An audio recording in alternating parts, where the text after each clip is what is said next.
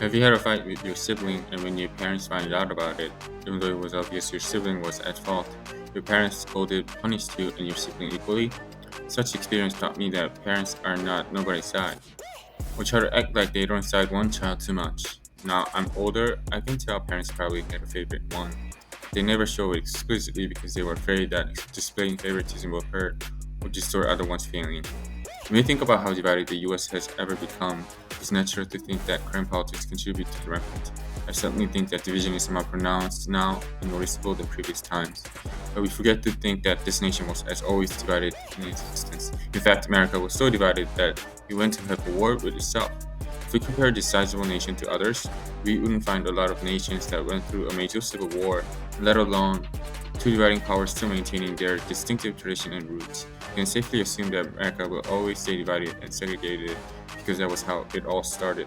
History of conflict of classes, conflict between haves and not haves, and conflict of ideology, religion, and races.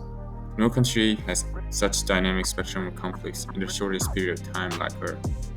Because of this long tradition, you cannot change the other side of the political spectrum no matter how confounded the other side is. To you, the other side will always look stupid and illogical.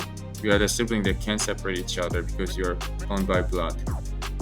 As long as the US maintains its presence as a nation, nothing will separate them. If you leave two disagreeing kids alone in a room, they will inevitably fight for sure. Okay, then, what do we really need?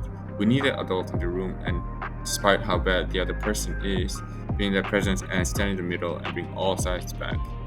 No country like their president like Americans. Having mountain of president faces, America. Having that president in the coins, America. It's not just because America only has 300 years of history, so naturally they got nothing else to show, but also because presidents lead the nation out of wars, crashes, and economic recessions, not push one deeper back in one.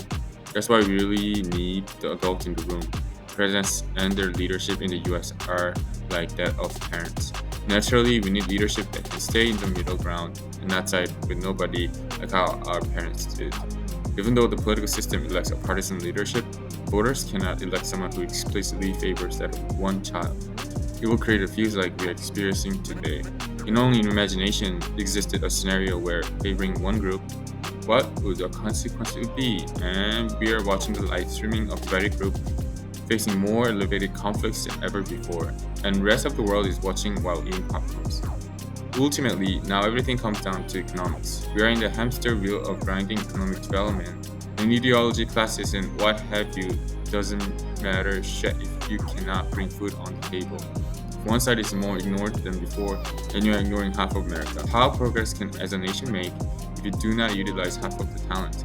This is certainly not economical.